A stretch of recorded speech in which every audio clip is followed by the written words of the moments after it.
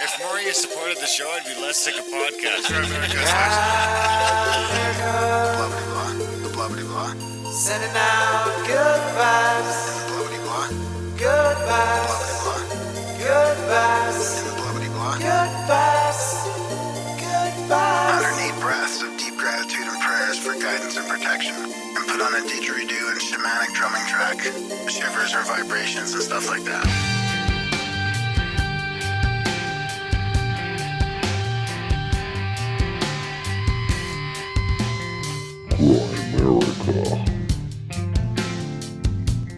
Because it's not a philosophical question. You just get a good resolution image. And using cell phones to look at UAP, is not really the best way to figure them out.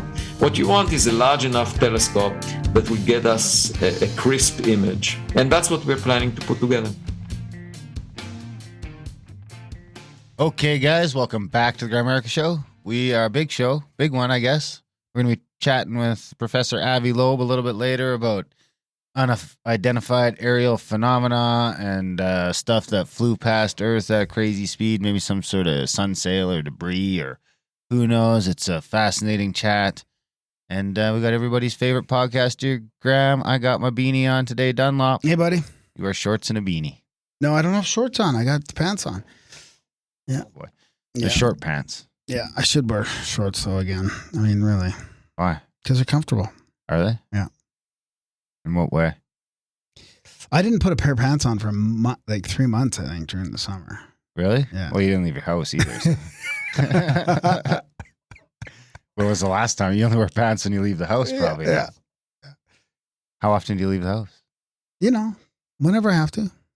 Which is like what? Because now you found Instacart. No, I don't use that. No. I go out shopping. You still go shopping? Today, yeah. I went today. Yeah. I have to get out of the house. I don't go to the store too often anymore. But I see people all day. I mean, I guess that's probably a highlight for you. You go to the store, see some people. Especially when Maria's not here. You probably start thinking you're a cat after a couple days. Yeah, that's right. I do. I can see it. As soon as you show up here, the cat jumps down, starts nuzzling you. You're like, I walked in the door just a minute ago and you were like talking cat to the cat. Yeah. I cop in and Graham's like, it's fucked up, bro. Cats are awesome. They are. They're all right. But you shouldn't talk like a cat. That's weird. You don't lick your cats, do you? No. Ever? No. Okay. I don't like it. I don't mind when the cat licks me. Kiss him sometimes, but kiss him? Yeah. Mouth closed? Yeah. All right. So, how you been? Good. I know I almost killed you yesterday, making you move stuff again. Yep, you did. But you powered through. Yeah, we'll see. I won't be able to get on my seat after this. You think? I can't even walk up and down the stairs, honestly. It's like my legs are sorer than they've been maybe ever. Even after all the ball hockey. Oh, yeah. Well, no, it reminds me of first time out ball hockey sprinting, but this is worse because it's I think I probably walked up maybe 5,000 steps or 7,000 steps yesterday. My ankles are bugging me. Yeah. That's because I wore the wrong boots. Yeah. If I would have worn my high boots with my ankle support, I would have been fine. Yeah. We should have Casey and Milo there. They could have done it barefoot. There you go. Yeah, exactly. In the snow. The snow's a In the bitch, ice, though. yeah. That's the problem, is the snow. Yeah, it was snowing in the middle of a move. Oh, brutal. Anyways, we're here. We're podcasting. We love it. We just had a great chat with Robert Frederick that'll come out in this show next week about Bacon, Francis Bacon and scientism and stuff. And so, yeah, it's just fun. It's great. We got another one. We got another UFO one coming up next week with the guys from the movie Observers, I think it was called. It was a pretty interesting documentary. The Observers. So we have Roger and John. So that'd be John Greenwald from the Black Vault, and Roger, the producer, I think, or what's not a producer, but the director, maybe? Producer. One or the other from Observers. That was a pretty interesting documentary. Didn't they just film some stuff here yesterday, too, for Linda's thing? Yeah, they did too, right? Yeah. Yeah, that's from Celia from the CE5 group. Yeah, to Fire Beyond. Yeah, no, Fire the Grid. Fire the Grid, yeah. And that, did you hear anything about that? Because you were going to go to that, but then they kicked you out because there wasn't enough room? Yeah, I mean, they didn't, basically. You were on the waiting list. That's okay. I had to help you move. So It worked out. Yeah. Worked out for me. Yeah, worked out for me. So that went well, though. Hopefully that went good. We could check. I don't know. Out. I haven't heard. I mean, but it's funny. I do have something to talk about in that regard from the intro a little bit. Not Fire the Grid, but about the CE5 group. So, Well, let's hear it. I kind of thought because Avi Loeb, he's leading this whole. I mean, he's leading. Actually, I should read the bio now for him because it'll give us perspective on the different parts of this ufology and stuff. Because he's like your real, atypical sort of awesome scientist, but he's also very open-minded, but he's got the education and he's got the credentials. So he's the Frank B. Baird Jr. Professor of Science at Harvard. He's a best-selling author. He's written way more books than I expected. He's got a Ph.D. in physics from the Hebrew University of Jerusalem. He led the first international project supported by the Strategic Defensive Initiative, and this is in the 80s. He was subsequently a long-term member of the Institute for Advanced Study at Princeton. He's written 8 books, including this one we talk about, which is called Extraterrestrial. Let me just give you the subtitle of that. It's The First Sign of Intelligent Life Beyond Earth. That's that Oumuamua object that they measured coming by the Earth and then going away. Where was I? He's also, he's written about black holes and the search for extraterrestrial life in the universe. He's the director of the Institute for Theory and Computation, or he was. Harvard Smithsonian Center for Astrophysics. He was the head at this Galileo Project, which just started this year. Actually, I'm going to read a little bit about that. The Galileo Project for the systematic scientific search for evidence of extraterrestrial technological artifacts. So the goal of this project is to bring the search for ET, I'll just shorten it, ET technological signatures of extraterrestrial technological civilizations, like ETCs, from accidental or anecdotal observations and legends into the mainstream of transparent, validated, and systematic scientific research. This ground-based project serves for physical objects rather than electromagnetic signals associated with ET technological equipment. So that's the one he was talking about a lot in the show. I mean, it does make sense to make some sort of a probe or a drone that's thin enough that we could just like take it up into space and let the sunlight just push it out at the speed of light. Phew. That thing wasn't quite going the speed of light, but I get that's sort of the idea behind it, right? Is that the light's just the light sail. Well, that's. I mean, let me see that he might get into this a little bit. So he's also. Let me see where I was at here. So he'd been the longest serving chair of Harvard's Department of Astronomy, founding director of Harvard's Black Hole Initiative. He's elected fellow of the American Academy of Arts and Sciences, the American Physical Society, and the International Academy of Astronauts. He's a former member of the President's Council of Advisors on Science and Tech, Board of Physics and Astronomy, and a current member of the Advisory Board for Einstein Visualize the Impossible at the Hebrew University. This is the one. He's also chairs the advisory committee for the Breakthrough Starshot Initiative. Now, I think that's the one you're talking about with the light sails. Let me just confirm that. Well, so I was talking about wrong. the Ulagula or whatever. Ulabula? Oumuamua. Oumuamua. I was talking about that thing that went by. That's what that might have been from someone other than us. But it wasn't going the speed of light, but it was going very, very fast. I wonder if it would slow down after a while, right? After it got so far away from its sun. Because think about this, the Earth is just constantly going around the sun. So you've got at least, I mean, you don't have, I don't know how many degrees are in a full sphere. I guess it'd be like 360 times 360 times 360 or something crazy like that for all the possibilities. But just in our 360 degree orbit, if we just sent one out a week. Well, that's kind of what he was talking about with the light sail ones. They were going to go all over with these little tiny things. If you went every day. These little tiny things that they can actually, because they have to, there's a launch window type thing or something every 2 days or 3 days or something that they were going to do this. Now, I don't know if this is the breakthrough initiatives from this this one, but they're talking about it's a suite of space science programs investigating the fundamental questions of life in the universe. Are we alone? Are there habitable worlds in our galactic neighborhood? Can we make the great leap to the stars? But I wanted to ask him, but we never had time. yeah, he didn't Because we can't like go up, right? We don't have that option. What do you mean? Like we can go within the sphere of the, if you take like the solar system and set it on the table like a fucking, like a pie plate, say, right? Mm-hmm. We can only go within the pie plate. We can't come up Really? above the pie plate. I didn't know that. That's my understanding. Wow, because we can't really carry the fuel to stop the fucking energy propulsion and send you back to Earth. It's all sort of based on slingshotting around the moon and stuff. You know what I mean? Yeah. I might be wrong. Yeah, that's But interesting. I don't think you can go up, because that's what you'd want to do next, is to go like over the sun and then launch probes that way. And you could get them in. There's so many different directions though. But I don't think, and I meant to ask Avi about it and we just ran out of time. We ran out of time at the end. If we could like take off away from anything, you know what I mean? If there's no planet or anything out there, is our tech sufficient now that we could just, because he said we didn't have chance to chase it. And it's like, well, even if it's going slow enough, can we just take off if there's no planet there and go, you know, as far as the moon, say, but in the opposite direction? And do we have the a way to get back? Or now you're just stuck out there until maybe you could just go and wait until the Earth comes around again or something, you know? I don't know, but if you go up, you can't do that. Yeah.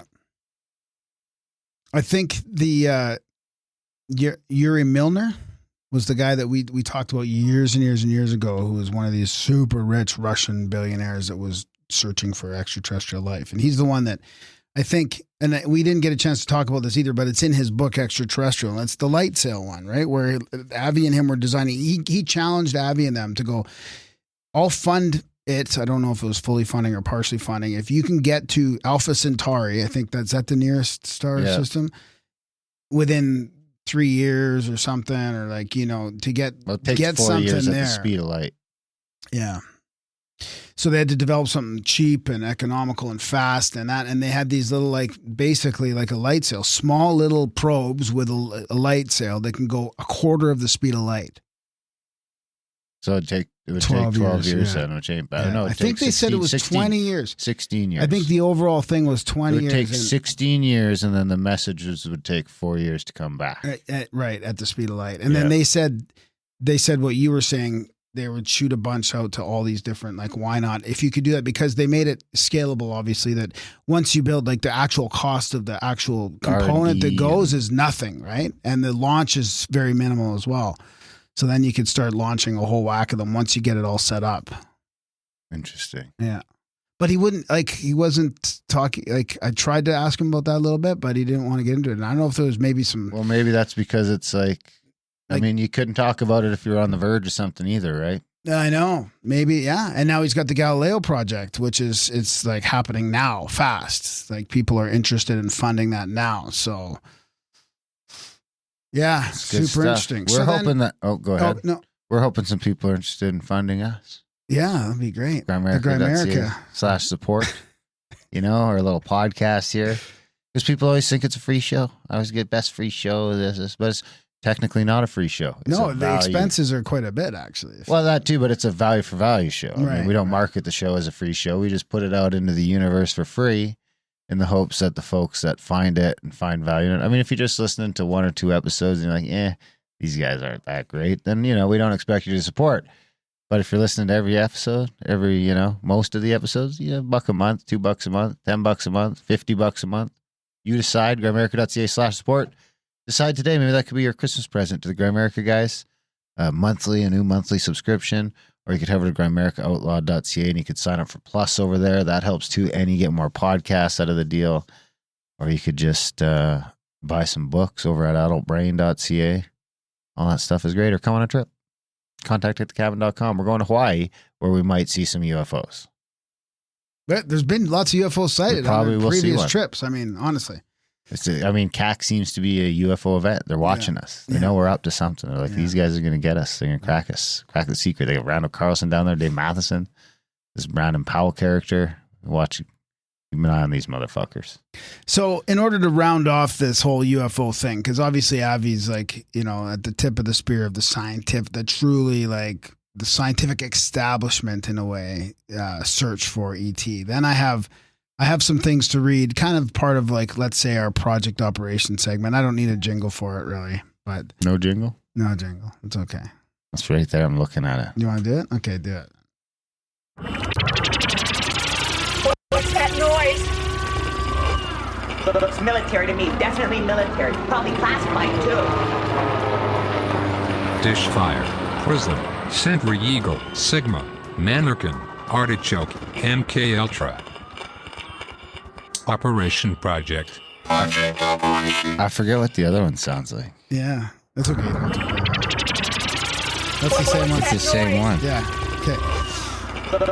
That's fucking bullshit. So this is from. Remember, I was talking. Did I mention in the show about the disclosure movement? Oh, hundreds of times. Like from Paradigm Research, like Stephen Bassett and all that. Hundreds of times. No, but in this last UFO episode. Congress. In the last episode? with Avi. I don't know. Anyway, so I've got one from this is a UAPs and Nukes press conference. This is a Paradigm Research Group update. I'm just going to give you like 3 components of the UFO phenomena that I was talking about with Avi a little bit, but just to kind of round up the other things that are happening. That's Stephen Bassett. So he's saying a notice has been posted on the National Press Club website announcing Captain Robert Salas. So is Stephen Bassett the same guy who did that UFO Congress thing way back in the day? Went to Congress with all the UFO stuff? Yeah. I think so. Well, no, right? that was Stephen Greer who did it in Not 2001. Greer. No. Yeah. Later, much later. Yeah. It was right around the time we started the show, I want to say, or very shortly after. Yeah. Yeah. So he says that Robert Salas will once again bring together military witnesses to inform the media about nuclear weapons tampering in the presence of UAP. The event is scheduled for October 19th, so that's this year. The press conference can be watched live. The press conference will be a powerful sequel to the one held on September 27th, 2010. This is the one. And produced by Robert Hastings, author of UFOs and Nukes, Extraordinary Encounters at Nuclear Weapon Sites, and Captain Salas, author of Faded Giant. The documentary UFOs and Nukes, Secret Link Revealed, followed in 2016. So RPG, which is the PRG, Paradigm Research Group, was able to determine that over 300 MSM print stories were published about the 2010 event, including every major newspaper in the UK, Fox News affiliates in all major cities covering the event. Some of the print coverage can be seen here, so he's just linking to all that stuff.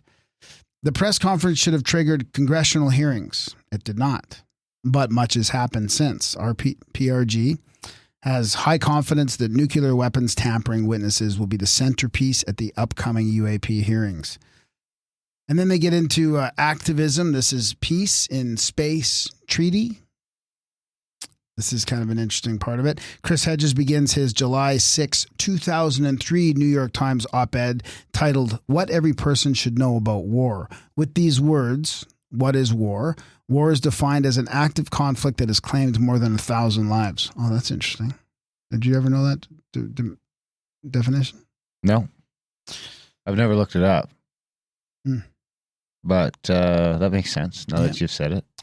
By that measure, there have been over 260 wars around the world. Before that, is it a skirmish? It'd be nice to know the hierarchy of that. Exactly. There's probably a bunch of little I'm going to find out. You conflict, skirmish. I'll find out. By that measure, there have been over 260 wars around the world since 1900. It is quite likely that there has not been a single day without a conflict somewhere in the world in the past 121 years. Direct fatalities exceed 100 million, with tens of millions of civilian deaths.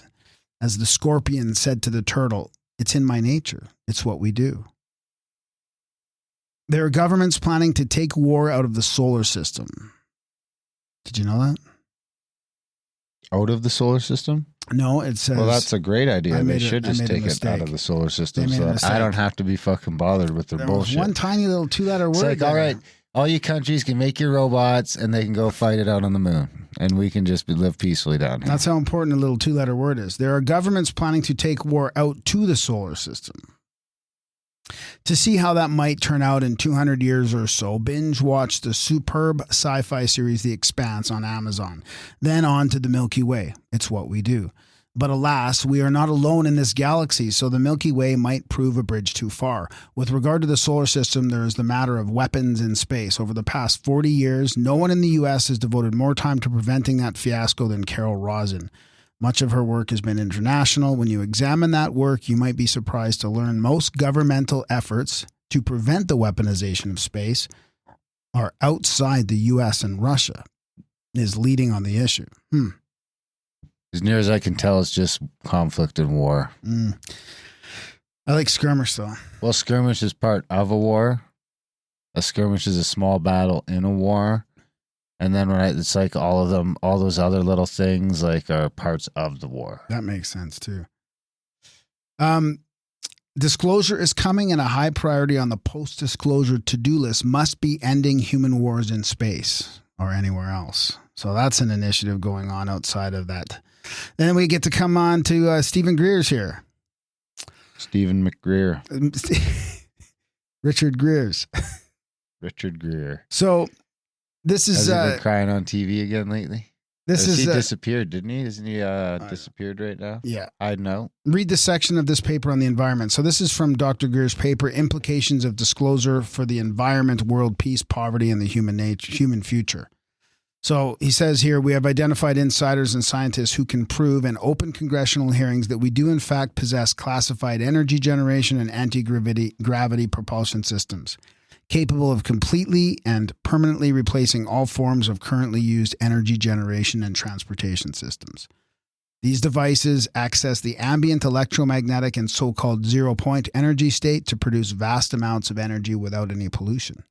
Such systems essentially generate energy by tapping into the ever-present quantum vacuum energy state, the baseline energy from which all energy and matter is fluxing. All matter and energy is supported by this baseline energy state, and it can be tapped through unique electromagnetic circuits and configurations to generate huge amounts of electricity from space-time all around us.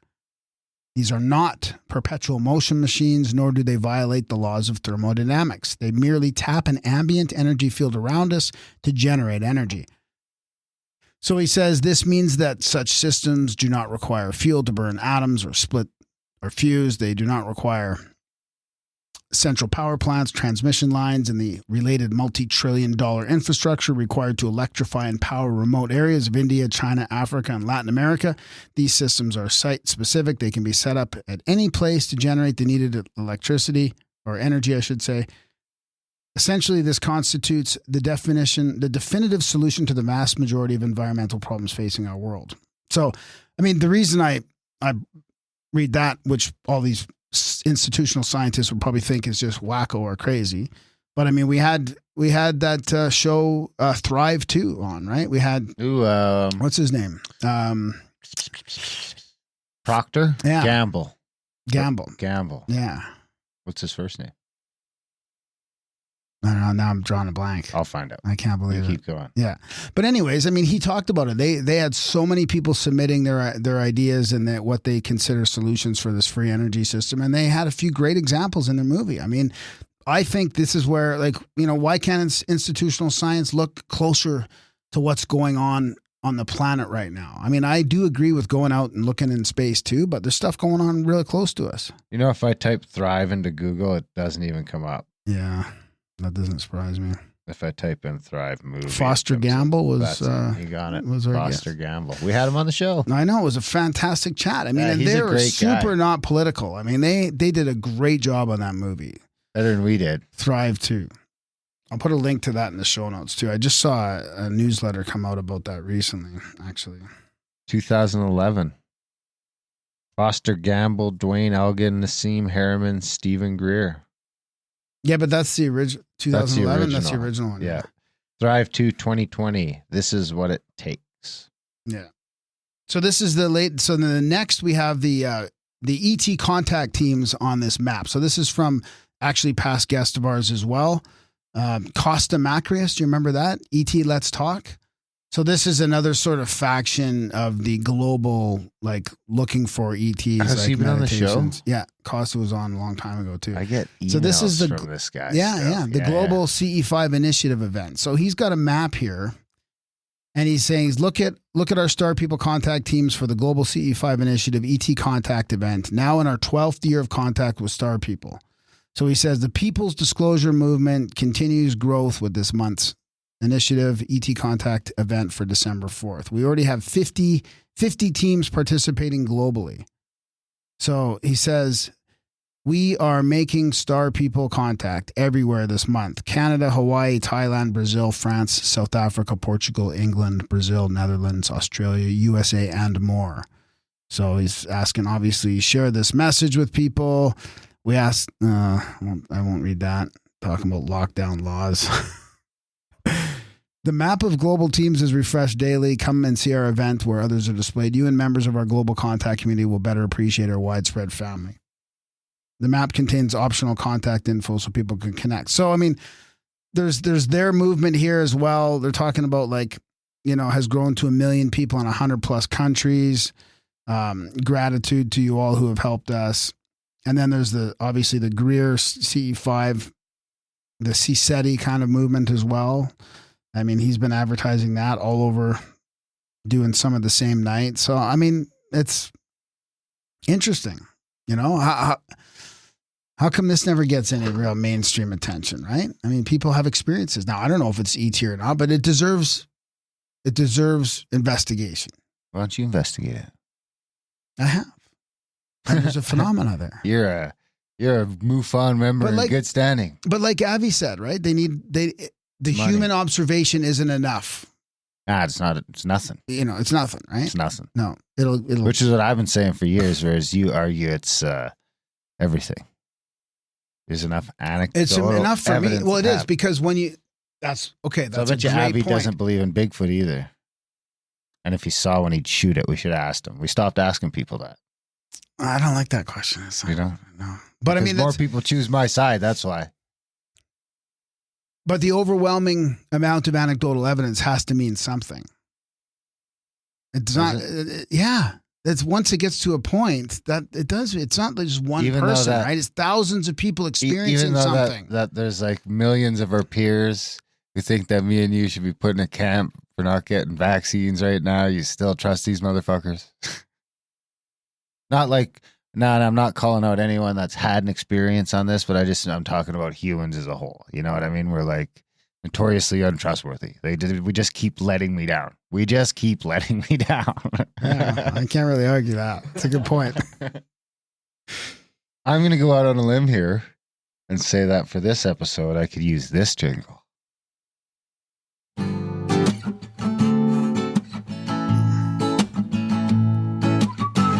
It's the profound quote of the Oh, wait. week. I thought it was, stop that. I want this one. Darren and Graham are going You got deep. one or? I assumed you would have a No, I UFO don't. quote for Oh, the Avi. UFO? Found UFO quote of the week. Your quote of the week's not a UFO quote for the Avi episode? Words to ponder and critique. I've done thousands of them already. I've just read a whole bunch of them. Found UFO quote of the week. Well, what was the quote you did have Shoot lined to up? the stars. What? That's my quote. What quote did you have lined up for today? Well, I hadn't got it lined up yet, really. What? I can find it. But you've got months of Dungeons and Dragons planned out. I haven't quite got to the quote for today's episode, though. Well, because I can't get everything open all at once. I'd have, so many screens open. I can see here. I got a handy one coming up here. But this one doesn't Do you really... call it handy because you're using your phone? Yeah.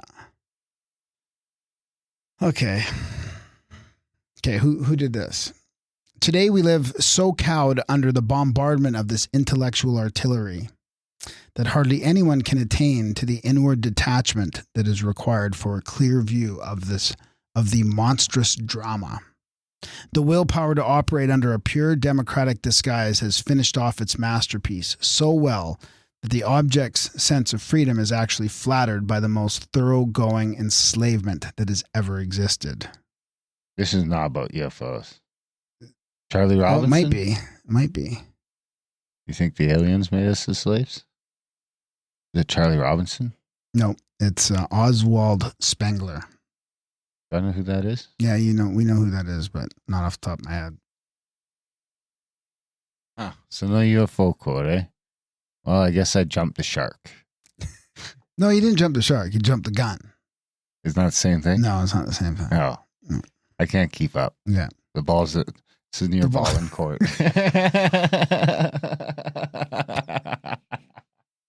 I had it in the pike. For all intensive purposes. Didn't we do a show about all those before? Yeah, we kind of talked about them not too long ago. Yeah, it was probably end up being like 6 years ago. Do you want me to read an email from Istvan? Who's that? He's a listener. So just like, what kind of jingle would I play? Is it a synchro? No. Just a thank you, like feedback, that kind of stuff. If more of you supported the show, I'd be less sick of podcasts. The blah blah. Sending out good vibes. Let's hear it. Hi, I just wanted to say a quick thank you for all the efforts you guys make to create amazing content. I am a new and happy Plus subscriber. So actually, we'll talk about that. That'd be Grimerica Outlawed. I think we did already, right? We did already. But that's for the second half of the Outlaweds. And it's just 55 episodes. It's an RSS feed you can copy, and you get the second half of all the previous ones we've done. 55 episodes. Something I just spotted on RT.com. We're almost at a year old. Okay, here's a come quote. February. Okay, here's a quote for you. What? We're in It's the in the email. middle. I know, it's in the quote. So he's doing your job now? Yeah. I'm going to send him your check. In a couple of years, my hope is that the only time you will really have to think about the virus is when you get your COVID and flu vaccine every fall. That's how it's going to transition. Which, I mean, is best case scenario, really. Let's be honest. That's the everybody's not going to die scenario. Yeah. And who said that? Whoever wrote the email? No, it's a quote from somebody. Robert Kennedy. Bill Gates. What? Yeah. In a couple of years, my hope is that the only time you'll really have to think about the virus is when you get your COVID and flu vaccine every fall. When did he say that? I don't know. Not too long ago on RT. Motherfucker. I guess the guy told us everything within the last two words of the sentence. What a bastard. I could go on forever about what... This is my original prediction. Our original prediction. Yeah. They want to jab the healthy people. All the time. On a global scale. All the time. I could go on forever about what and how we see from Europe, how we are fed up with all this shit, and it's not just COVID. I'm a Hungarian living in Austria, by the way. Blackmailed into taking the job. €8,000 fine and possible imprisonment. I guess next year it's the kids' turn. I really admire you lot in Canada for using your French DNA to rebel. Are we rebelling? Yeah, I said. I replied to him about that. The old continent is filled with sheep. The EU's head was a drunk, and it's filled with communists that are worse than Nazis. Our borders leak from all sides. Illegal immigrants have more rights than we do. Soros and co. fucked us from all angles. You two talked about a safe haven to move to. I am thinking about the same. Otherwise, the kids will not have live a full life. Well, as I said, I could go on forever and will not waste your time that you can to create your amazing content. Keep up the good work. Istvan. Istvan. Thanks, Istvan. Yeah. If I had to pick something,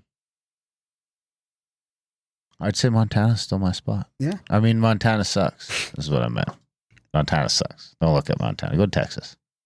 Look up the Snake Bros down there in Texas. Stay away from Montana. It might be a couple states that are left. I mean, really, there's not. I mean, that really is seeming like they're the most secure from so far. I mean, I'm not saying. You think Montana, if all the states broke up, do you think Montana might invade Alberta for the oil? No, there's nobody there to invade them. You said there's more people in Calgary than Montana, so. Well, they still have a better army than we do. They have some pretty good bases there. And a bunch of nukes. Yeah. Like, Montana could take just over come on Alberta, in. Just come on no in. problem. Just come on in. They just let surround them the in. city. And Just let them in. Just let them in and just combine with them. Just like, all right, come on in. Alberta. Well, you might, you could see weird shit like that start happening if the states started breaking up and stuff. Be Alberta-tana. Berta's town. Montana, Berta. Berta. No, it's just Montana. They're not going to give us it. You'd be like, no. Maybe New Montana or something. Fuck up. Yeah. You can be the Alberta province of Montana. That's it, buddy. That's it. All right. Show's over. We made it to 500 and however many episodes, and that's it. I'm just kidding. We got a bunch more episodes to go. We'll make it to 1,000, I think. Yeah. Maybe 2,000. Yeah, maybe I 2,000. don't think 10,000. We need the support to do it, though. We'll be dead before 10,000. Support because we want to get that far. Unless we were doing one every day. We might still be dead before 10,000. That'd be 30 years. Yeah, a show every day would take you 30 years to get to 10,000. Yeah. Is that right? I don't know. That's right. So you'd be 82. Do you see yourself podcasting at 82? All right, guys. Enjoy this amazing chat with Avi Loeb.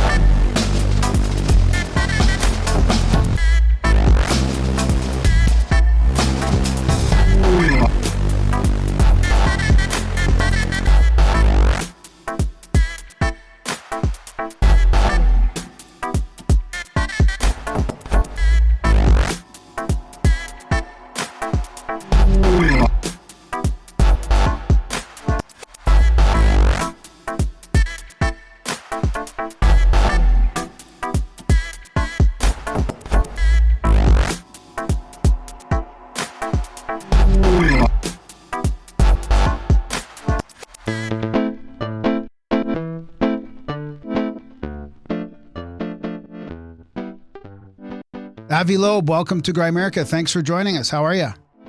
Thanks for having me. It's a great pleasure to join. Yeah, this will be really fun. I mean, we don't have prominent scientists like yourself on very often.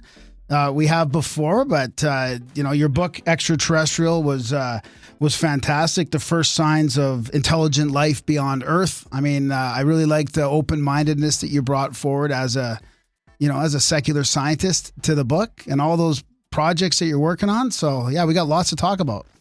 Well, just think of me as a farm boy. I haven't changed much since my childhood. And the way I see science is the privilege of maintaining my childhood curiosity. One of the most vivid memories I have as a kid was going to dinner and asking a difficult question, and then the adults in the room would pretend that they know the answer, and it was obvious they didn't have a clue. And that was the good situation. The worst situation was when they would dismiss the question simply because they didn't know the answer. And I thought that by becoming a scientist, I would be able to follow, to have this privilege of asking difficult questions and seeking the evidence to answer them, and that I will be surrounded by like-minded people. Because after all, in academia, you have the concept of tenure, where you have job security and you don't have to worry. You can take risks and ask difficult questions. And to my surprise, I still have adults in the room that pretend they know much more than they actually know, and some that are dismissing a question to which they don't know the answer. And you're still asking the curiosity like questions. Exactly. Yeah. Because, what's the point? We live for such a short time. Let's just talk substance rather than pretend, Well, right away, listening to your book, I was thinking about how much philosophy, your love for philosophy in the beginning must have played a role in your open-mindedness as a scientist. Well, there were two things in my childhood that shaped my career. One is indeed the interest in the big questions, and I was mostly interested in philosophy. But then circumstances led me into physics and eventually astrophysics. And the second thing that what was true of my childhood was that I grew up on a farm, and I used to collect eggs every afternoon, and I became very much connected to nature, much more so than to people. I mean, you might say people are part of nature, but not really. I mean, people often destroy nature. And I for example, since the pandemic started, I jog every morning at 5 a.m. in the company of birds, ducks, bunnies and wild turkeys, and I enjoy that much more than the pre-pandemic routine of speaking with my colleagues at work. And there is something really innocent and interesting about nature. And space, by the way, is for me an extension of exploring nature. Yeah, that makes sense. Yeah, I liked how you utilize some of your personal experiences from youth and analogical ways in to your science and your experiences as a scientist, like the tree, for example, speaking of nature, your tree branch one. I mean, it's things like that, right? It's interesting that you noticed that because, there were many people that visited me after my book came out.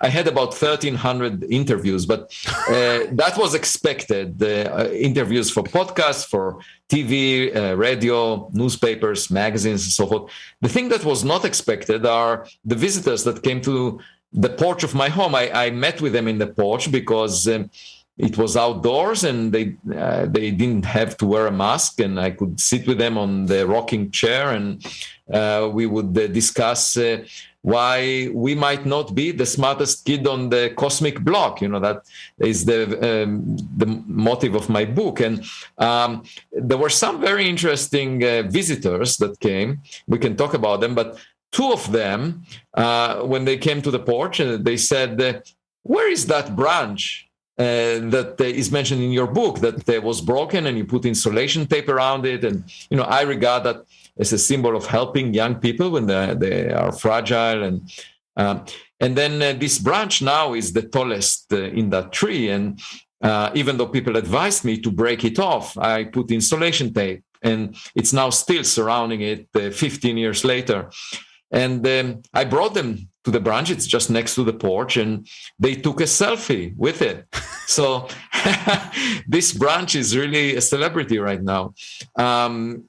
And there were other interesting visitors. There was a couple that came, brought me a gift from their daughter, their small daughter, that it was a plant of a red oak tree. And I planted it in the backyard, and, she sent it as a symbol of trying to hope for a better future on Earth. And I had very wealthy individuals that came to the porch, asked me questions about my book, and that eventually inspired them to contribute money to my research fund, and I established the Galileo Project, on which we can talk later. Yeah, for sure. That's great. So I should tell you that there was one podcaster that said that he would have liked to be a fly on the wall of my porch to see all of these conversations about the Galileo Project and others. Oh, yeah, of course. You should mic your porch. The one advantage of a fly is that one of the visitors was the principal investigator of the New Horizons mission to Pluto, and he's actually going to space next year. His name is Alan Stern, and he's a member of the Galileo Project. And if that fly knew that, he could have snuck under the shirt of Alan Stern and gone into space. Been the first fly in space. There must have been flies in space before. Were you expecting all that media attention, that sort of circus when your book came out, when, the scientist is, I saw some of the headlines before we started here, and they're saying, this prominent science saying that something was, flew through our system that was not made or not natural. And were you expecting that kind of circus, or? Well, there were parts of it that I didn't expect. The book became a bestseller in many countries, was translated to 25 languages. And the public, by and large, loved it. I had, just to give an example, about a month ago, I participated in a forum in the Washington National Cathedral. It was about our future in space. And other attendees were the head of NASA, Bill Nelson, the Director of National Intelligence, Avril Haines, Jeff Bezos from Blue Origins, and a theologian from Durham University, David Wilkinson. And the one thing that struck me, I mean, of course, the discussion was interesting, but after it ended, all of them left. And there was a long line of people waiting to speak with me. And I was very moved by it because it took me half an hour to speak with the 50 people that stood in line. And they basically wanted to say how inspired they are by this kind of a scientific project to search for technological equipment from another civilization in space, something that was never done before. And, you know, there is this poem by Robert Frost about taking the road not taken. He went to the woods and saw two roads, and one of them was not taken. He took it, and that made all the difference for him. For me, taking the road not taken has a great advantage because there might be some low-hanging fruit, and because nobody took that road, that fruit may still be there. Nobody picked it up. So the advantage of establishing the Galileo Project along a path that nobody else took is that we might find some low-hanging fruit. Yeah. What do you think about NASA? Do you think, you know, they get accused of all sorts of tomfoolery over there and doctoring pictures and stuff like that? Did you get any sort of sense of that, or do you think they're just as curious as we are? Well, the head of NASA, Bill Nelson, explicitly said in early June, around a few weeks before the Director of National Intelligence delivered the report to the U.S. Congress about unidentified aerial phenomena. So Bill Nelson said, you know, that when he was in the senator, he actually looked at this data, and much of it is classified, and he thinks that scientists should look into this and figure out the nature of these objects that we don't understand. He could not understand, and that to me is very true. I mean, I resonated with his thinking, and as a result, established the Galileo Project. And I think that as the leader of NASA, he pretty much sets the tone. And I think in the coming months and years, this subject will not be ridiculed the way it was in the past, and will deserve attention the way it should. Because if the government says there are objects in the sky that we don't fully understand, you know, scientists should find out what these objects are. And, you know, it's like a fishing expedition. It could be that all of the fish will be sardines, things that are either made by nature or made by humans. And if so, so be it. That's one of the objectives of the Galileo Project. We plan to build telescope systems that would basically get a high-resolution image of objects that are not birds, not drones or airplanes that look different, and also track them in a scientific way. And the data will be open; it will not be classified.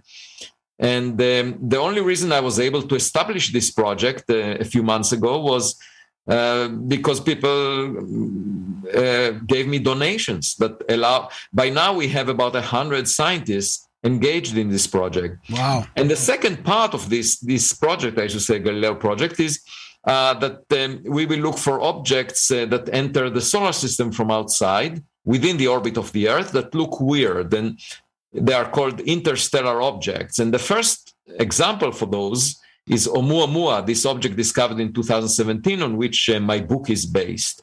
And that is the second part. And the goal is it's sort of like going on a date with someone you liked, but you never see that person again, and you want to find a similar person. And so we're trying to date another Oumuamua. And that's the second part of the Galileo Project. And hopefully, in the coming years, we'll have enough funding. We need about $100 million for the Unidentified Aerial Phenomena project. And so far, we have $2 million. And I hope that we will get there. I will write a check. What can you just give us a quick rundown of exactly what that event was that took place that you're talking about, for those of us that might not be aware? The object that I discuss in my book is called the Oumuamua because it was discovered in Hawaii by a telescope called Pan-STARRS. And Oumuamua means in the Hawaiian language a scout. It was the first object that we discovered near Earth that came from outside the solar system. And we knew that it came from outside because it moved too fast to be bound to the sun. And then astronomers said, well, it's probably a comet, just like the rocks that we have seen before in the solar system that are covered with ice. And when they get close to the sun, they evaporate, you see a cometary tail. The only problem is there was no cometary tail around this object, no gas or dust surrounding it. So it was definitely not a comet of the type that we have seen. And then as it was tumbling every 8 hours, the amount of sunlight reflected from it changed by a factor of 10. And that meant that it has a very extreme shape, most likely flat, pancake-like, because the reflected light changed in a way that resembles the reflection from a flat object at the 90% confidence. And then the object was also pushed away from the sun. And because there was no outgassing, no evaporation of it, the only explanation I could think of is that it's the reflection of sunlight that is pushing it. And then at that point, I suggested that, because it has to be very thin, like a sail, so that it's pushed by sunlight, it might be artificial. It might have been produced by another civilization. And that's what led to this pushback from the scientists. But then a year ago, we found another object with the same telescope. We found another object that looks unusual, that was pushed by reflecting sunlight and had no cometary tail, the same qualities as Oumuamua. Pushed by, like that's its propulsion? No, so there was no evidence for propulsion. There was no evidence for gas coming out of it. And the only explanation I could think of is that it reflects sunlight and then being pushed by that, just like nudged. Yeah.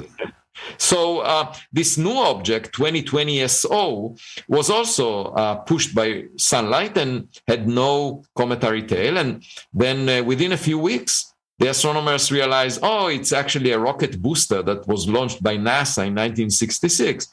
And we know that it's artificial and had the thin walls, and that's why it was pushed by reflecting sunlight.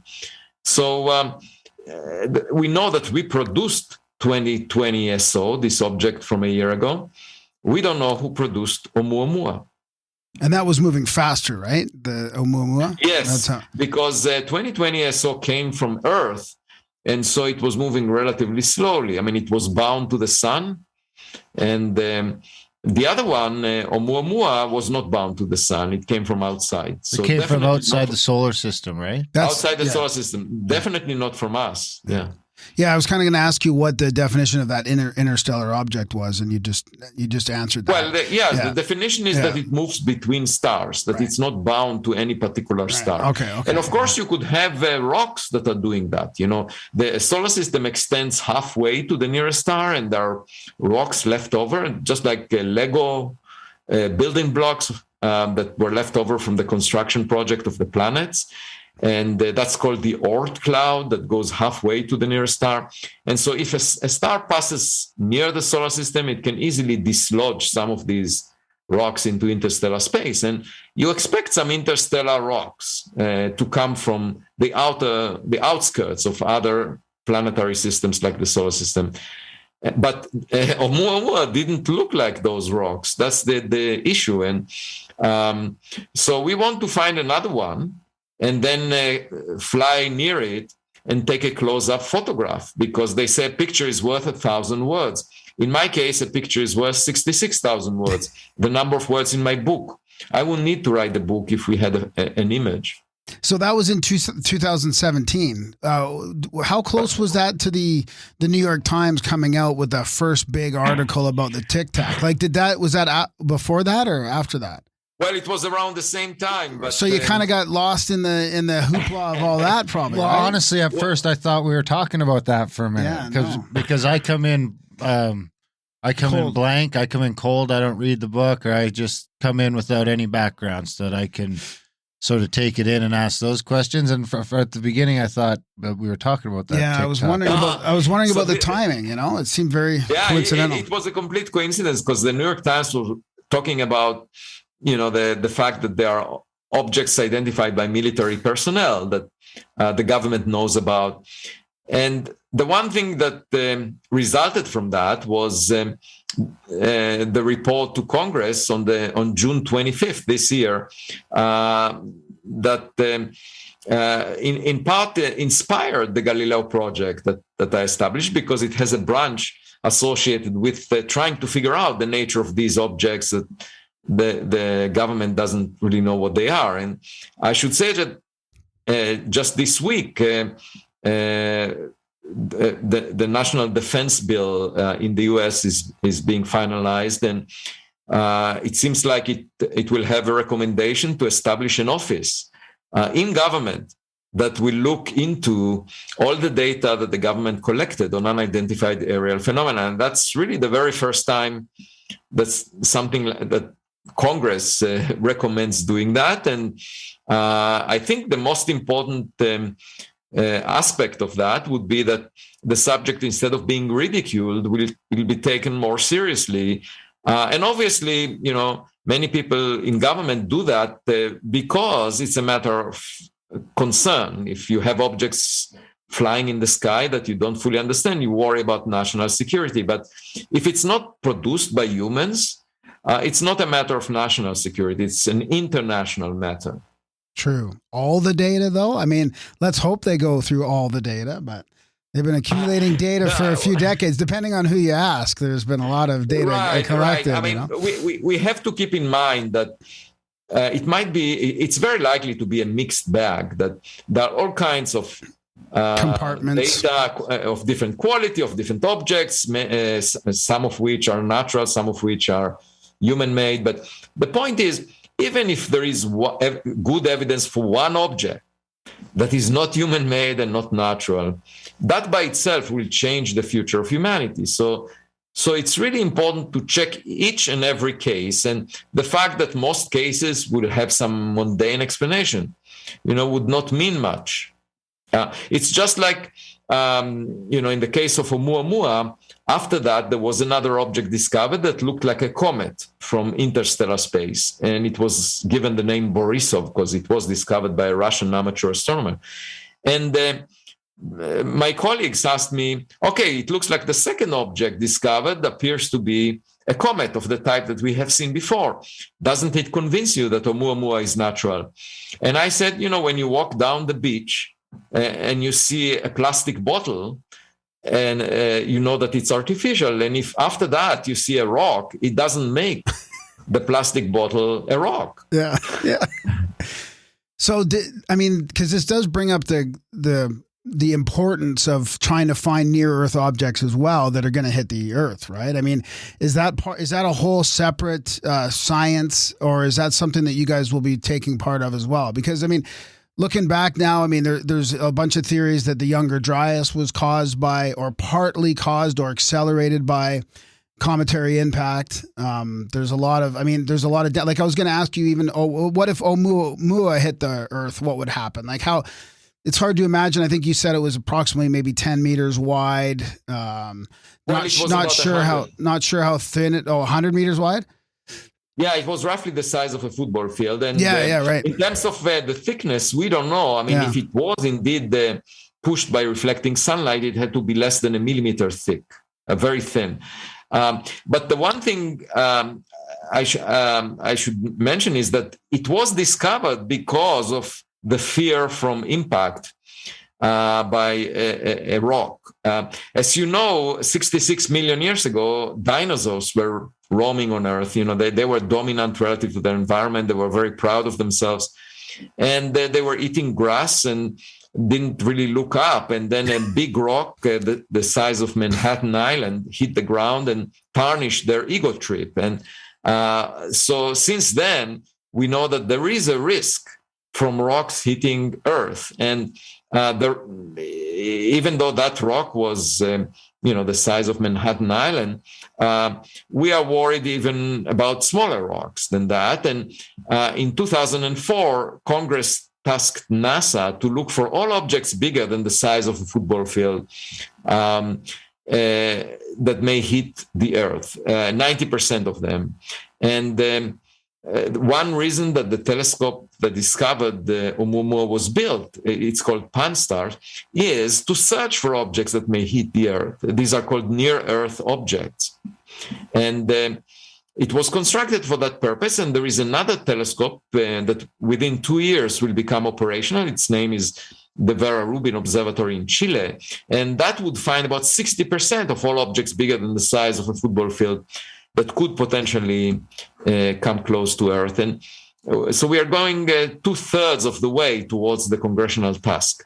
But the point is that Pan-STARRS was constructed to look for objects of that size from the reflection of sunlight. And then it discovered an interstellar object, Oumuamua, even though it was not, coming very close to Earth.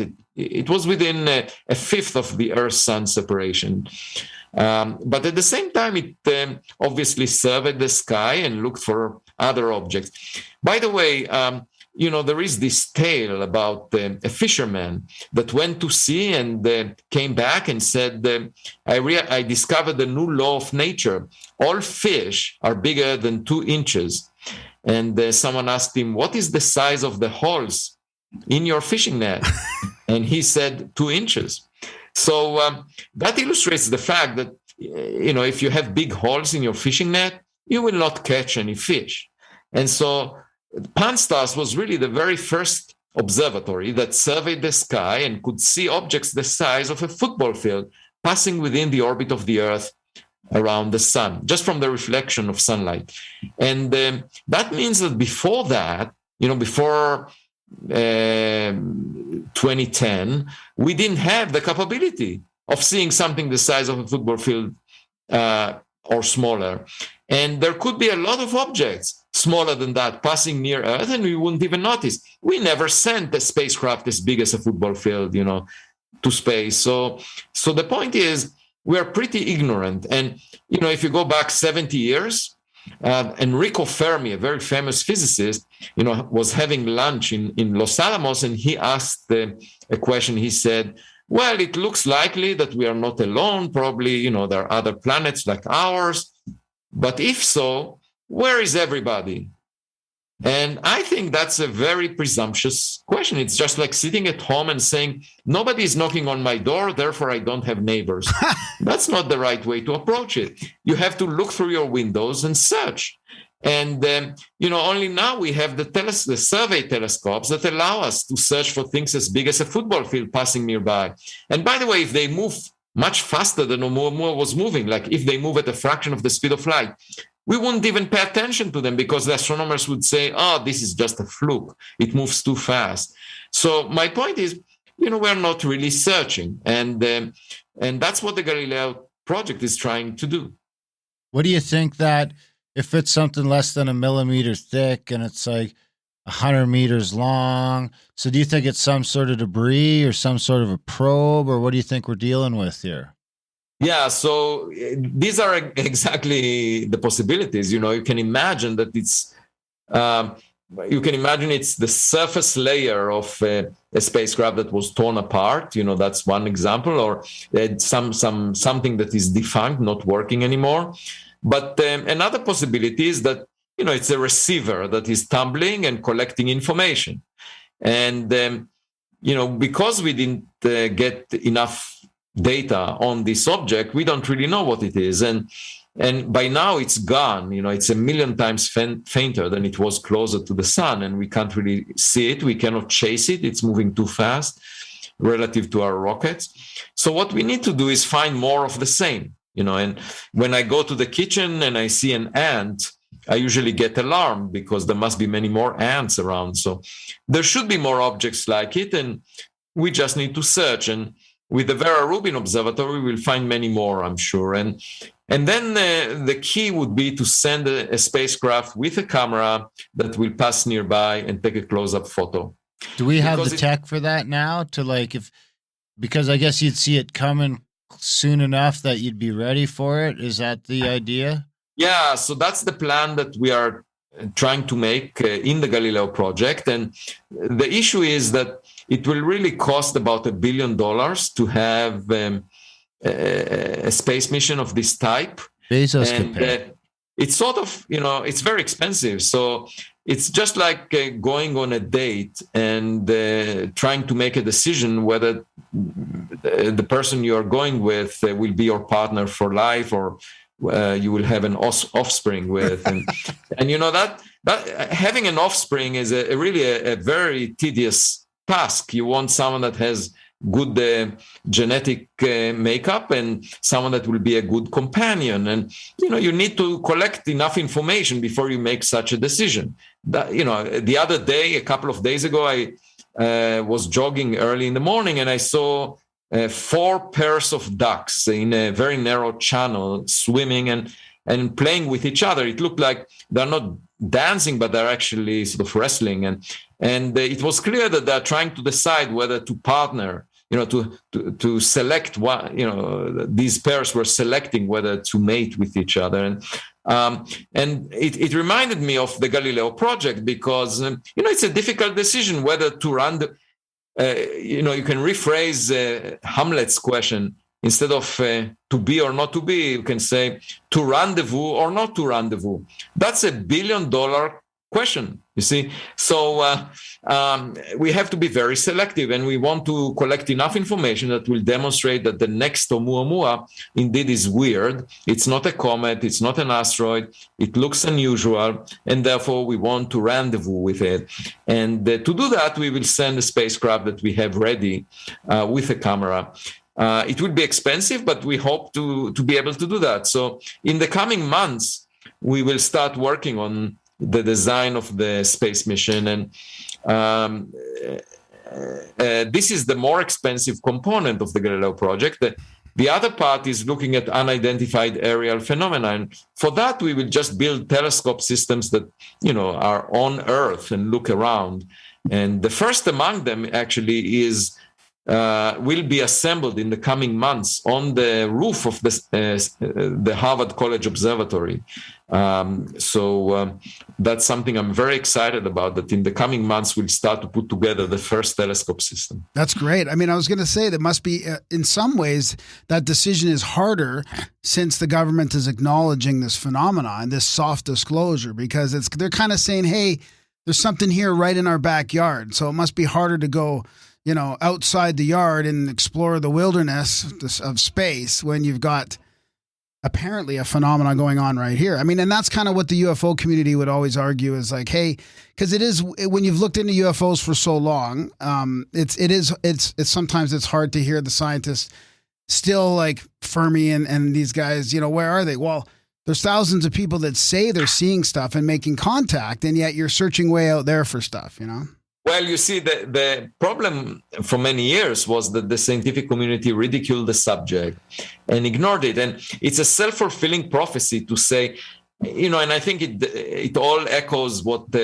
Carl Sagan said. He said, extraordinary claims require extraordinary evidence. And I don't like that. The problem with that is, it's a self-fulfilling prophecy, because if you say, well, we don't want to discuss this subject, and you are not funding the search, the scientific research into this, then you will not find the extraordinary evidence, and therefore you will still claim that there is no extraordinary evidence. So it's a self-fulfilling prophecy.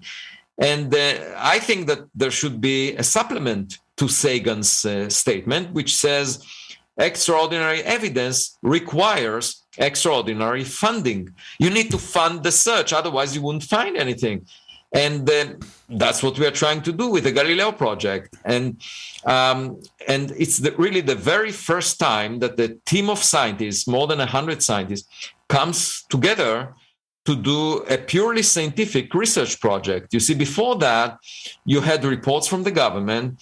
Other people looked into the reports. Some of the people studied the report, but nobody established a scientific research program that will, assemble new data that is open to the public, using state-of-the-art instrumentation, using telescopes, looking for the answers through telescopes. That's the motto of the Galileo Project, and that's what we are doing now. So I think, hopefully it will, at the very least, change the atmosphere in the way that the scientific community regards this subject, because now we are collecting we will be collecting scientific data of the highest quality, so nobody can dismiss it and say, oh, it's just military personnel, eyewitness testimonies. This will be open data that anyone can look at. And that's at the very least. But if we find evidence for something unusual, we will write scientific papers about it and try to bring it to the mainstream. Have you ever thought, especially maybe someone like yourself that's a little more curious and open-minded, that there is thousands of groups all over the world that are actually like sort of meditating and looking up at the stars, and they see stuff, they think they make contact. Now, I don't know if that's ET or some interdimensional thing or whatever. I've experienced it myself, but maybe one of those 100 scientists or a few of them can go out and try and experience that with people. Well, I should say that, you see, in physics, if we want to convince the mainstream in science that these things are real, we cannot do it with using humans as detectors. That doesn't work. So you cannot write a scientific paper saying, we saw this, yeah, I witnessed something. This does not hold water. You need to use instruments in order for it to be scientific. That's the standard folklore. Now, I'm not saying that humans cannot identify things that are real. I'm just saying that although it holds water in the courtroom, you can have eyewitness testimonies that lead to putting a person in jail. That happens in the courtroom. In the scientific research folklore, it's not an acceptable piece of evidence, and you cannot write a scientific paper based on what humans are reporting. What you need to do is use instruments that are recording the evidence, so anyone can look at that, and that's for that you need to use, for example, in the context of the Galileo Project, telescopes with cameras that will take a video of the sky, that will record audio, sound from the sky, and then we can analyze it. And if we see it's not a philosophical question. If we see an object that has screws and bolts on it, and if we have a megapixel image of it, and it doesn't say made in China, doesn't say made in Russia, it says made on exoplanet Y, then that's it. You don't need it's not a matter of debate anymore. Yeah. No, I mean, I wasn't thinking that. I was kind of only half joking, and not for data collection, but just for more of a like inspiration, or like, hey, look what people can get their inspiration in many different ways, and I have no issue with that. But I think what's important right now is to collect evidence and data that would bring us to an understanding of what unidentified aerial phenomena are, what objects like Oumuamua are. Yeah. And as I said, the mistake that a lot of people make, including a lot of scientists, is to assume that they know the answer before they collect the evidence. And again, it reminds me of those dinners as a kid, where the adults in the room would pretend that they are respectable, they know everything, and they would give some answers that do not make sense. And the only way to find the answer is the way a kid finds the answer. A kid goes and tries to get the evidence himself, on his or her own by, and sometimes kids get bruised as a result, but at least they know it for sure from their own experience, what's going on. They don't need someone to tell them what's going on. Yeah. And that's the way science should be done, by collecting evidence and figuring out what it is. Yeah. So, I mean, that's one of the things I loved about your book is you're pretty hardcore against the dogmatic, the scientism that's happening right now, the dogma, the people that you can even see it with young people coming up, and they don't necessarily want to follow this sort of curious route because it may not be as easy for them to get jobs in the future. I mean, there's all kinds of examples you use, which is fantastic. But it's not just that. I wanted to emphasize there is another element here, which is, let me give you an example. The mainstream of physics invested $10 billion in an accelerator called the Large Hadron Collider at CERN. And the main goal was to discover new particles that are called the supersymmetric particles.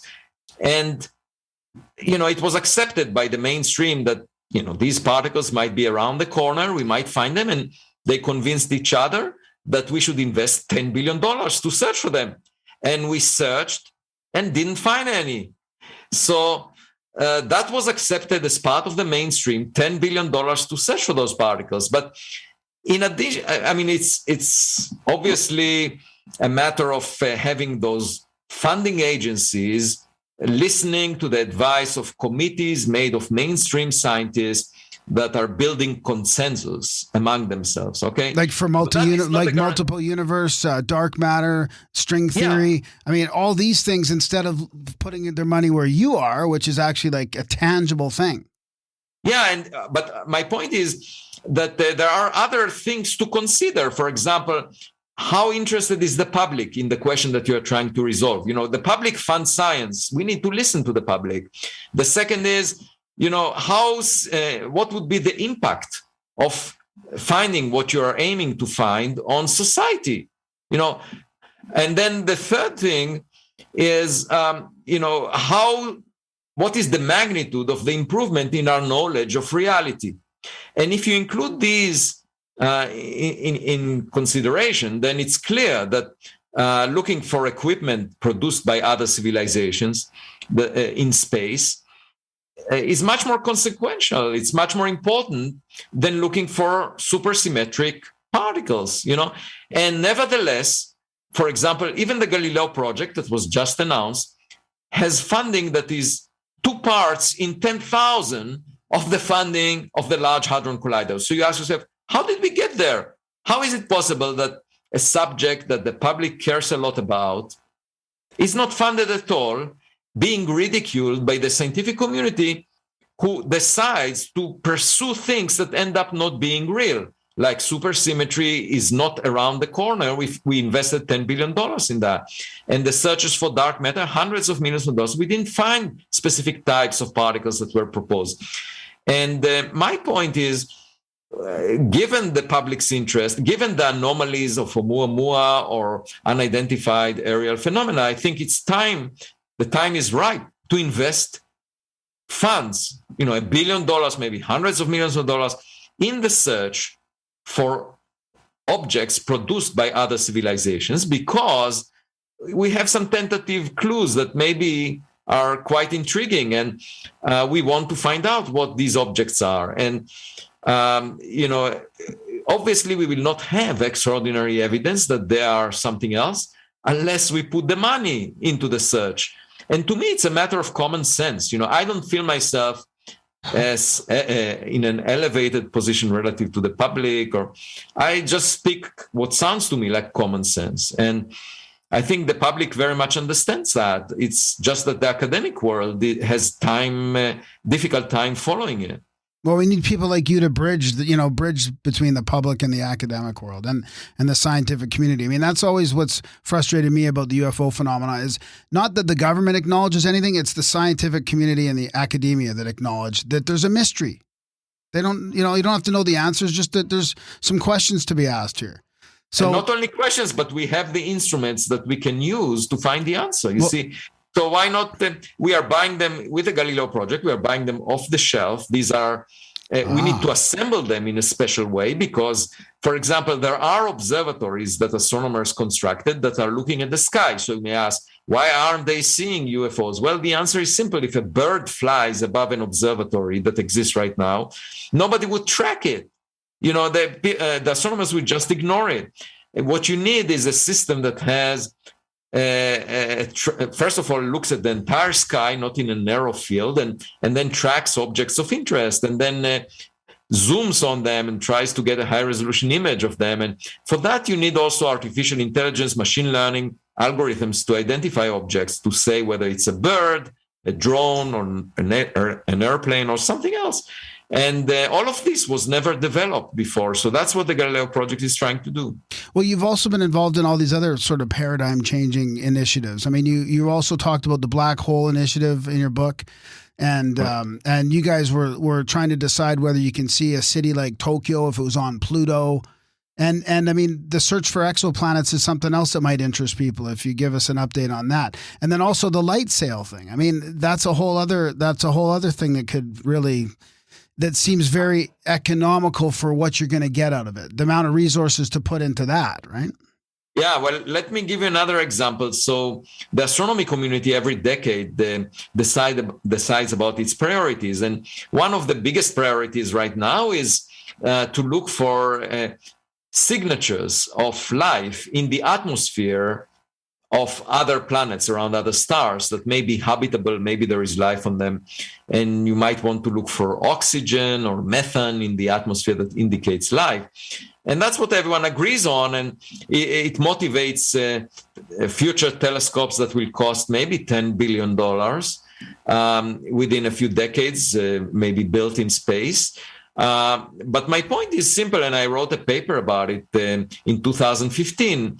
In principle, if you find oxygen, it will not necessarily tell you that there is life, because there are natural ways of making oxygen. Also, if you don't find oxygen, it doesn't tell you that there is no life there, because the Earth, in the first 2 billion years of its lifetime, didn't have oxygen in the atmosphere, and there was microbial life on Earth.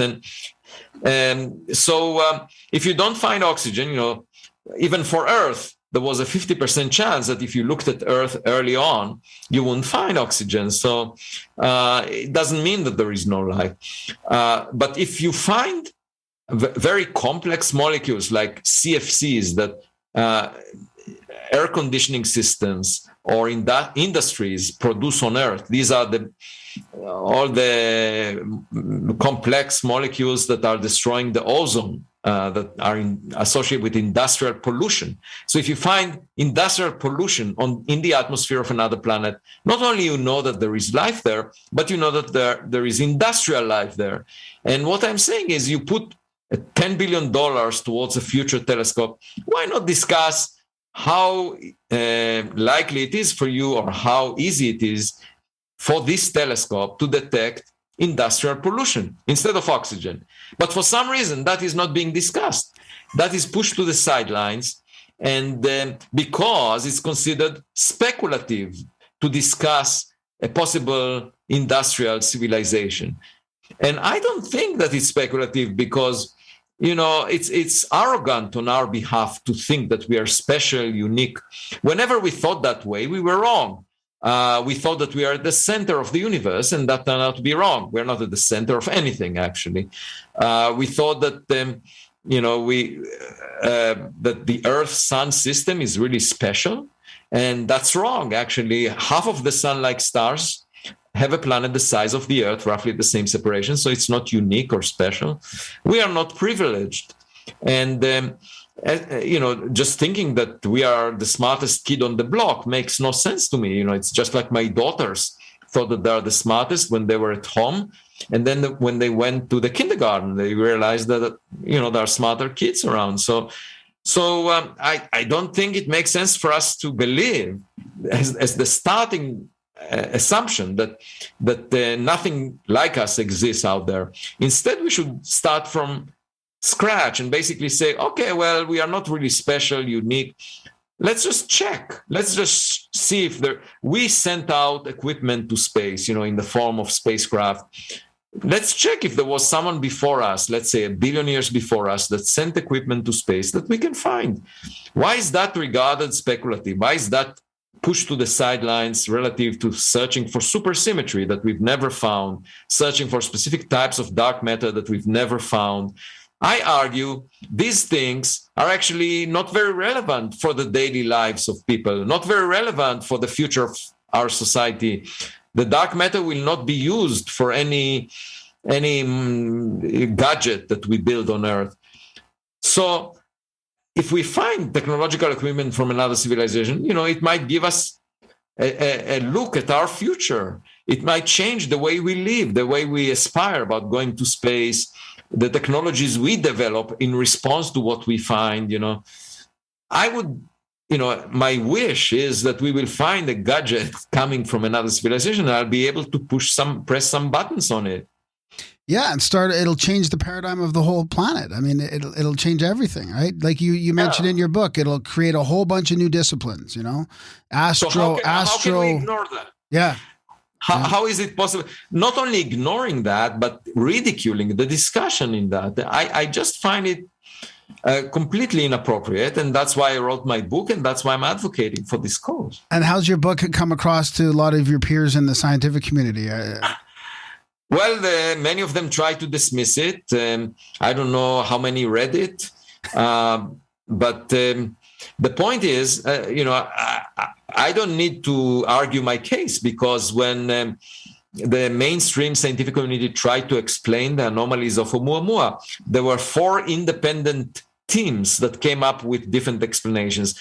One of them said, it's probably a cloud of dust particles that is 100 times less dense than air. And the problem with that is, if it were to get close to the sun, it would disintegrate, because the material strength will not be enough to keep it together as it gets heated by hundreds of degrees. Then there was a suggestion, maybe it's a hydrogen iceberg, a chunk of frozen hydrogen. We've never seen anything like it. Moreover, hydrogen will evaporate very quickly. It will not survive the journey in interstellar space. Then there was a suggestion, maybe it's a nitrogen iceberg, a chip of frozen nitrogen that was chipped off the surface of a planet like Pluto around another star. And the problem there is there isn't enough nitrogen to accommodate enough chips such that Oumuamua will be one of them. So my point is, if all the explanations that people came up with for a natural origin involve something that we've never seen before, I rest my case. If it's something that we've never seen before, we might as well consider an artificial origin. And, it's just like a caveman finding a cell phone. The caveman is used to playing with rocks all of his life, and he would think the cell phone must be just a rock of a type that he had never seen before. That's exactly the approach that my colleagues were taking. But if he would throw away the rock or the cell phone, that would be the end of it. But if he will press a button and that would record his voice, and press another button, it would record his image, then it will become clear that it's not a rock. And that's really what I hope to do with the Galileo Project, get more evidence. Yeah, I'm glad you went into more details on the Oumuamua, because from the book you get a sense of how much data you guys did have. I mean, I know you didn't have quite enough for proof, but you had enough to say it's not all of these things, Right. Yeah. And I cited in my book about 200 scientific papers that I wrote. And then one of the criticisms by a scientist, someone who calls himself a scientist, was that I cited papers that I wrote. And I thought to myself, why would that be criticism? Because if I didn't cite any papers, then people would say what he's saying is not substantiated. Okay? So I'm substantiating what I say based on papers that I wrote. And then he's criticizing that as if I reference myself. So the point is, you cannot win. If someone wants to basically dismiss it, they can do it. I mean, the reason we call it the Galileo Project is because 4 centuries ago, there was the first modern scientist, Galileo Galilei, who argued that the Earth moves around the sun. And the philosophers at the time thought that it's ridiculous. Just like Oumuamua being an artificial object is ridiculous. So they put him in house arrest. And he said, look through my telescope and you will also understand what I'm arguing for. And they said, we don't need to look through your telescope. We know the answer. And they tried to prevent him from speaking to other people by putting him in house arrest. And today they would have canceled him on social media. And what did they accomplish? During their time, they felt very powerful. And poor guy, he couldn't speak with anyone about what he found and so forth. But 4 centuries later, here we are developing space missions based on our knowledge that the Earth moves around the sun. So the fact that they insisted didn't change the motion of the Earth around the sun. It only maintained their ignorance. Nobody remembers the names of those philosophers, but everyone remembers the name of Galileo. So my point is, reality is whatever it is. It doesn't need to be liked on Twitter. It's not a matter of popularity. I don't need the endorsement of my colleagues for something to be true. If there are objects passing near Earth that came from another civilization, it doesn't matter what my colleagues say. All we need to do is collect enough evidence such that I would know for sure what they are, And that would be enough for me. I don't need to convince everyone, because if that's the reality we live in, it will not change. The fact that we bury our head in the sand will not change what's around us. The fact that we don't look through our windows will not change the fact that we have neighbors.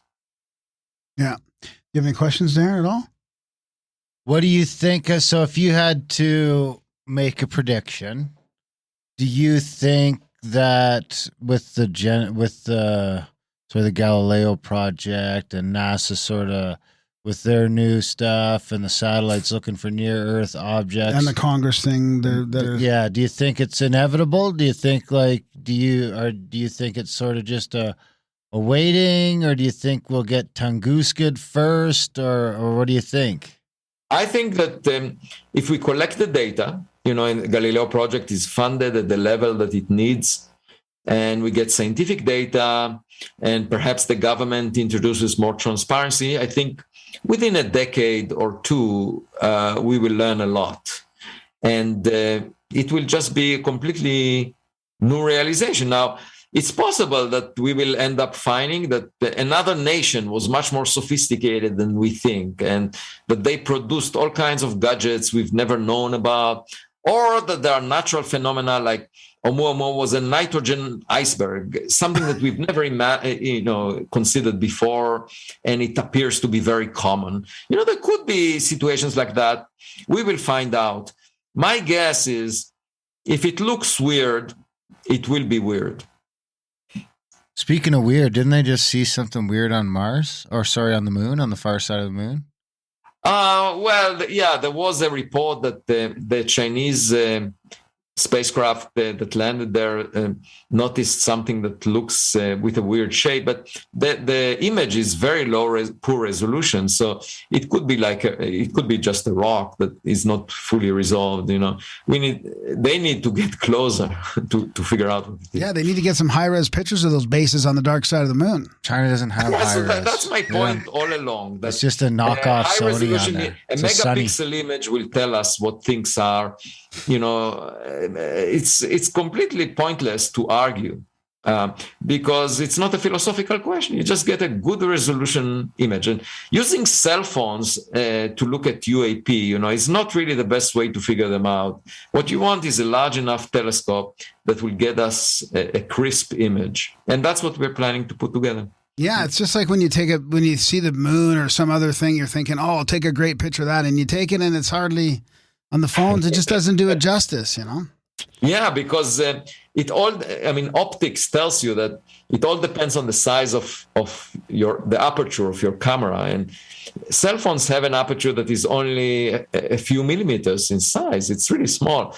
And that's telescopes, can be tens of centimeters, much bigger than that. Yeah. And then you get much higher resolution image. Speaking of philosophical questions, what about a past civilization? What if it was from some weird pre-Atlantean or pre-Diluvian, antediluvian Atlantean sort of? Because isn't there some weird what about that Black Knight thing? Isn't there some sort of weird thing orbiting Earth that the Black Knight satellite? Yeah.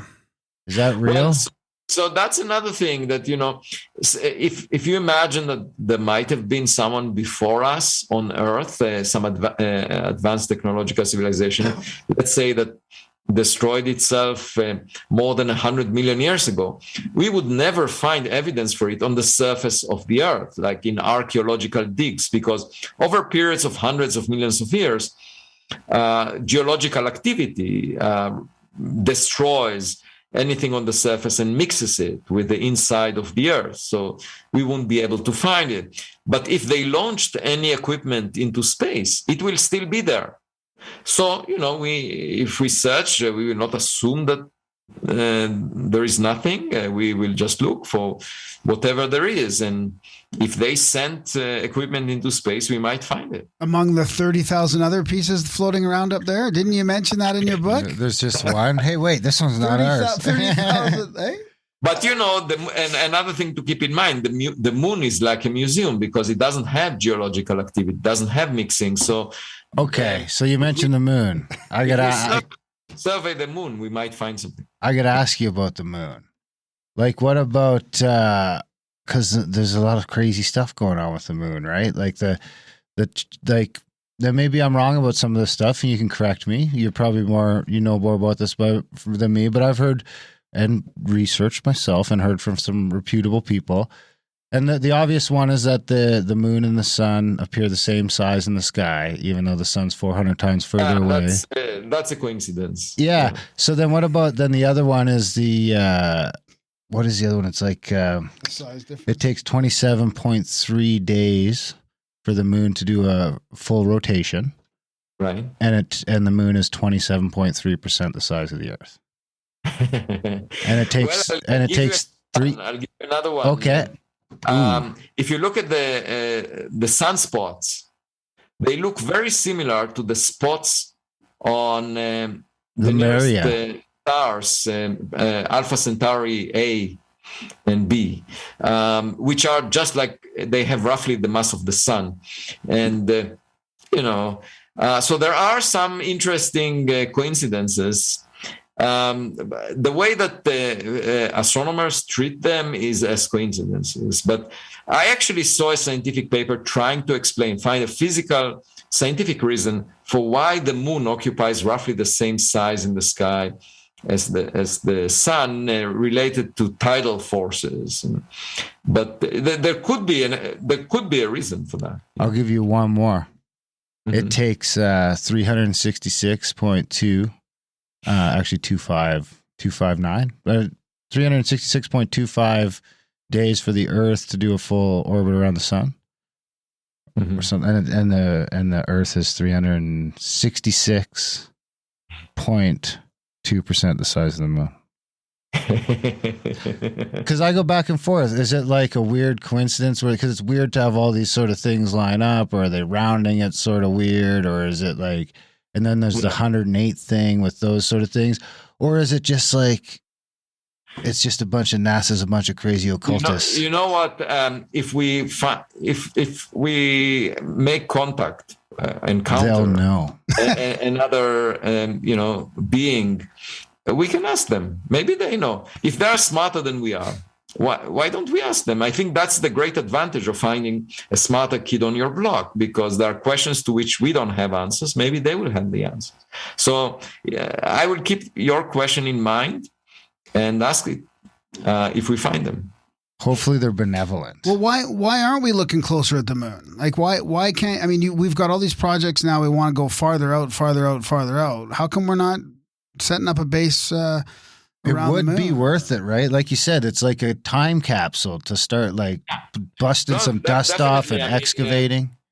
Yeah, so NASA has a plan to go back to the moon called Artemis, and it was not realized yet. But having a base on the moon and surveying the surface of the moon would be a worthwhile task. And, you need to be close to the surface to see things. If you look at it from a distance, you can't see very small things. The trick is they got to take a bunch of like people from Jersey and load them all up on the rocket, and then we'll film it all like it's got to be like a reality television, because I feel like that's part of the problem is just like the general populace is just hard to convince us that it's worth all the money and all the effort. And well, you don't need to send people. You can send the robots or instruments that will just go. I could think of some people. I could think of some people. We could make a list. So how do people track you down if they want to find the book? Do you have a website? Are you on any social media? So I have a website. If you put my name in Google, Avi Loeb and Harvard University, then you will find my website. And on it, there is a link to my book. Actually, there were 2 books this year that I published, and also to my commentaries, my essays that appear every few days.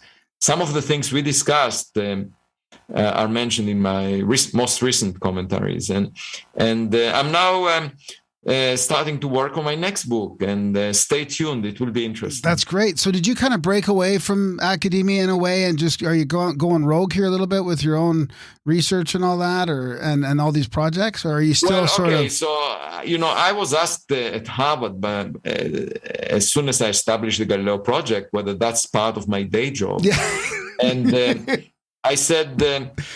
Throughout my career as an astronomer, I was interpreting data that was collected by telescopes. Okay, and that's what the Galileo Project is doing. We are collecting data with telescopes and trying to interpret it.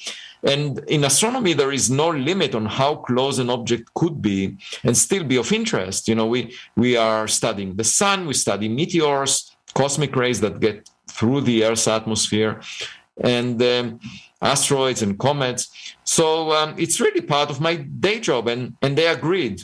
So it's just a different project than what was pursued by other astronomers in the past. That's all. But on the other hand, we have a chance of finding something new. Yeah. So I'm not really breaking off. I'm just going on a new path, a new road, a road not taken.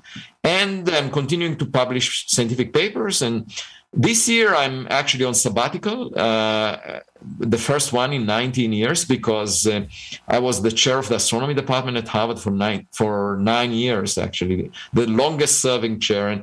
And I finished my term last year and decided to take a year off, a sabbatical, for the first time in 19 years. So nice. That's what gives me a lot of freedom to do creative work. Just in time for lockdown. Are you? Can people support Project Galileo somehow? Is there any sort of crowdfunding? So we have a website. The Galileo Project has a website that you can get to by typing Galileo Project Harvard, and in it there is a link to a website where people can donate funds if they want.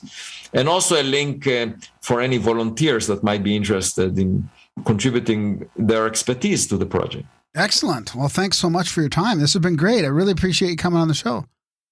My pleasure. Thanks for the excellent questions. Yeah, thanks. All right. Right on, Avi. Thanks for coming on the show. Come back anytime, and good luck with the Galileo Project. And looking forward to your next book, too. While you're at it, prove that the Earth is round, too, so that I can just get this off my back. If we find an interesting fish, I'll bring it. Perfect. Right on. Thanks, Avi. See ya. Bye-bye. And that was our chat with Avi Loeb. What'd you think? Look at that. Look at that screensaver. Madison fixed it for her. She came down here the one day and she's like, oh my God. She's like, why is that on the TV? Yeah. So she fixed it. It was good. Yeah, it was good. I mean, I was kind of hoping he'd get into, because one of the projects he was working on that he talks about in the book, but he didn't get into here, is this light sail project with and Larry Milner. Do you remember Milner? I don't know if his name was Larry Milner. It was he's the Russian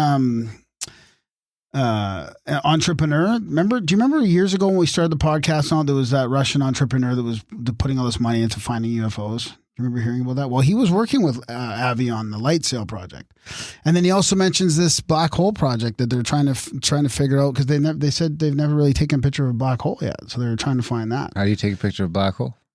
You just find it. Oh, you know what? Just take pictures of space and then do the negative thing. There you go. Just flip them over. No, there's a bunch of dust, cosmic dust, that circles just around the hole, and shouldn't it be getting sucked in? That's the event horizon. That's the event horizon. So it's a cosmic rim but that's job. what they can see is the dust. You just ruined like Harvard scientists. Well, he won't listen this far. Hopefully, all the no, I won't say. All the what? All the people who shut it off before that. Why? I'm just kidding. I just made them laugh. Why are you so against laughter, Dunlop? Big thanks to Avi for coming on the show. Big thanks to you guys for listening. Even bigger thanks if you're one of the 1%, the 1 in 100 that chooses to support our work here over in Grimerica. If you want to join the ranks, head over to grimerica.ca/support today. Make a one-time donation, sign up for a monthly, maybe give us a little Christmas bonus, a little year-end bonus after a couple tough COVID years. But we are growing. 2022 is looking great. We got a full slate of event calendars. We'll be launching our first 2023 event right away here. Join the chats, gramerica.ca/chats. Get the audiobooks. Graham's done 28. Well, actually, Joe did a couple. Yeah. It's 28 audiobooks because ISIS Unveiled is now submitted. It'll be live any day, which is a 28th title. Head over to adultbrain.ca. Check out Occult Worlds out now. There's a whole bunch of them. Grab an audiobook. I think that's it. We should do a show. Graham. Maybe we should just do a show one day, just talking about all the books and going through them all. People kind of suggested we should do that, but maybe in smaller blurbs. But I don't know. Well, you read them all. I can't. I know. I don't have a lot to contribute. Yeah, you could contribute your presence. I'll start you saving. Could hold space for me. Oh, I'm not a good space holder.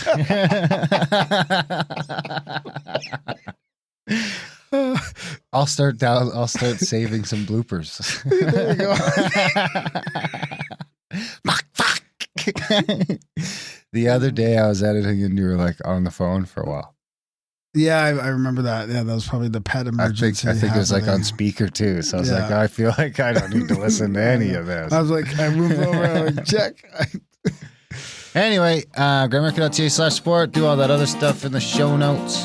We love you guys. Thanks for listening, and we will see you next week. Started writing down a list of things to do. Number 1 on the list of things to do was to write a list of things to do. Number 2 on the list, a little more nihilist. Wrote down the cake is a lie. There is no spoon. Johnny flipped out, they put him in a rubber room. Hide all your money under your mattress. You call your enemy a fascist. Somebody call an ambulance, the sky is falling. Hide all your money under your mattress. You call your enemy a fascist. Somebody call an ambulance, the sky is falling. Started to carve my initials into a 150-foot tree. Forgot who I was, where I was, cut my hand and it began to bleed. Was only looking to leave my mark in the bark in the park, now I'm in agony. I have no name, my legacy is written in the sparks in your brain. Hide all your money under your mattress. You call your enemy a fascist. Somebody call an ambulance, the sky is falling. Hide all your money under your mattress. You call your enemy a fascist. Somebody call an ambulance, the sky is falling. Johnny crumpled up, threw away his list of things to do. Instead he got to jotting down his lifeblood legacy manifesto. Live by principles of peace, mix it with charity. Don't leave the next generation a world of scarcity. Johnny wasn't a commie, he was my fellow man. Johnny wasn't a commie, he was my fellow man. Johnny wasn't a Nazi, he was a firebrand. Johnny wasn't a Nazi, he was a firebrand.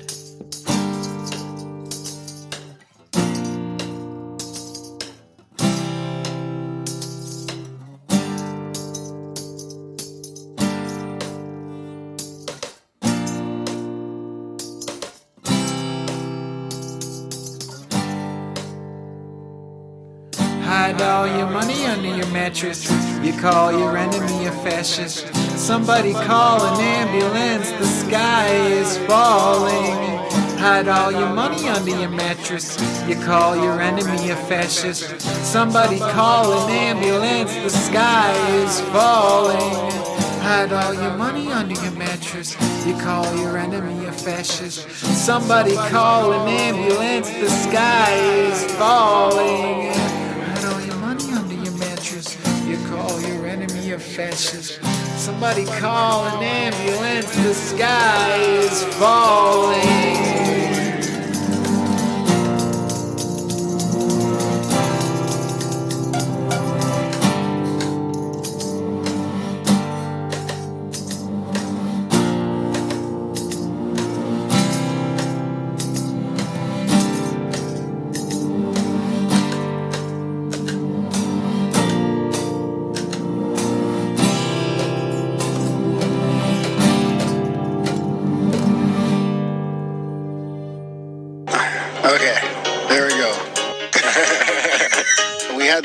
moon, dark sky, which is great.